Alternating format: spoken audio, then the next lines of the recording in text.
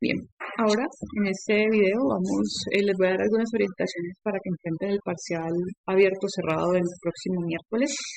Las preguntas cerradas, la mayoría van a ser preguntas de opción múltiple con con única respuesta.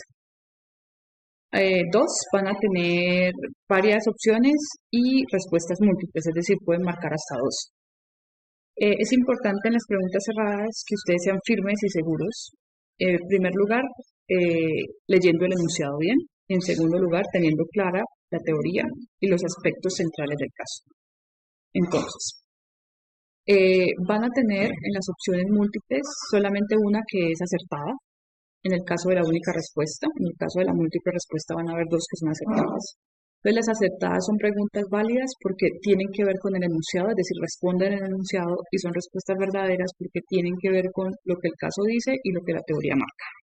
Entonces tienen que identificar cuál es la respuesta que es acorde o está acorde con el enunciado y que además está acorde con la teoría y el caso. Las demás son falsas o digamos son incorrectas porque por un lado pueden ser totalmente imprecisas teóricamente y estar muy fuera del caso, inferencias cerradas.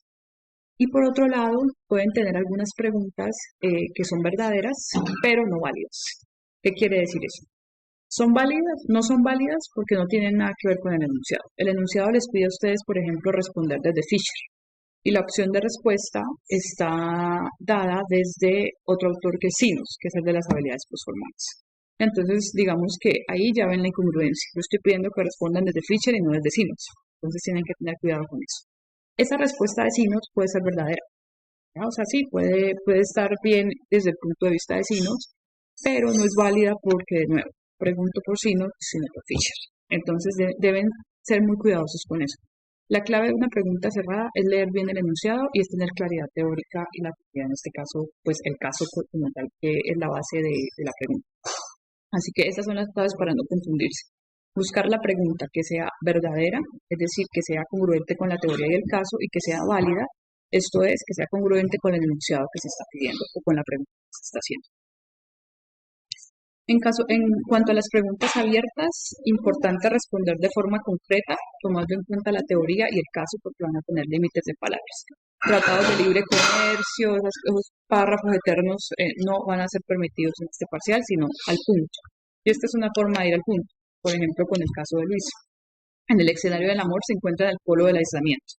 Este polo se caracteriza por una dificultad en el establecimiento de vínculos. Ahí está el indicador teórico, ya sea porque son efímeros, no se buscan o son destructivos.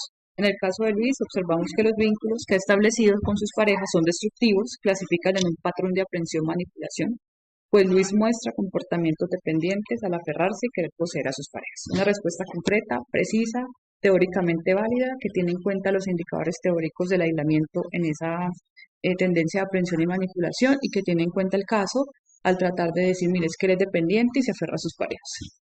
Este es otro ejemplo con John, el de los casos de la clase. Pues John se encuentra en el polo de la generatividad debido a que él tiene una preocupación genuina por apoyar y orientar a las nuevas generaciones.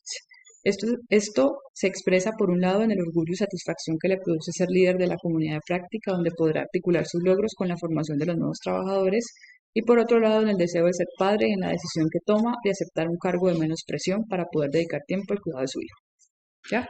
Entonces están elementos del caso, ¿ya? Y también están interpretados a la luz de los indicadores teóricos de la generatividad. Este es el caso de Lorena.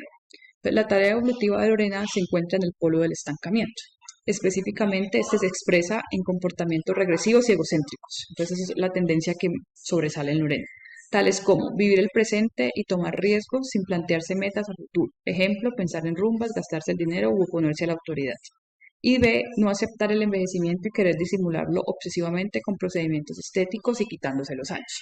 Entonces, todos estos elementos están en el caso y se están interpretando a la luz de lo que los indicadores teóricos del estancamiento nos dicen.